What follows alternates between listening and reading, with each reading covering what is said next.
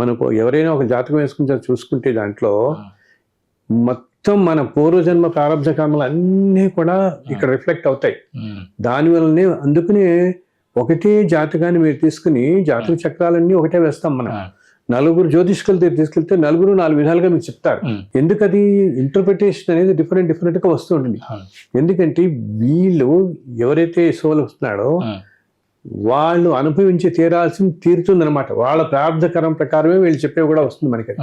So ఆ చెప్పేవారికి కూడా ఎంత మహానుభావులైనటువంటి అయినా కూడా ఆ సమయంలో ఆ వచ్చిన జీవి ఎటువంటి ప్రారంభకరం అనుభవించాలో అదే కనిపిస్తుంది ఇక్కడ. అంతేగాని ఆ సత్యం కనిపించదు మన కంటికి అనమాట. అందుకని మీరు చూడండి, మనం ఎప్పుడు వింటుంటాం అనమాట. ఏంటి ఇలా ముహూర్తాలు పెట్టించుకుంటున్నప్పుడు ఎంతో మహానుభావాల చేత ముహూర్తాలు పెట్టించుకున్న సంవత్సరం లోపల వాళ్ళిద్దరూ దంపతులు ఇద్దరు ఏదో దురదృష్ట కొద్దీ భేదాభిప్రాయాలు విడిపోతున్నారు.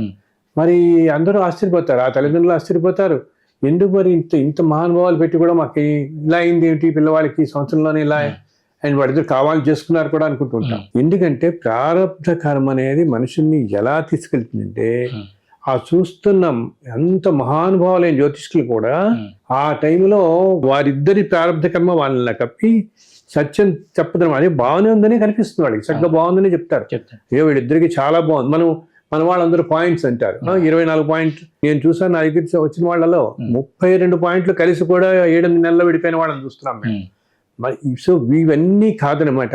సో వీళ్ళు ఏంటి, వాళ్ళ ప్రారబ్ధ కర్మ ఏ విధంగా ఉంది దాని ప్రకారం వాళ్ళ జీవితం అంతా జరుగుతూ ఉంటుంది.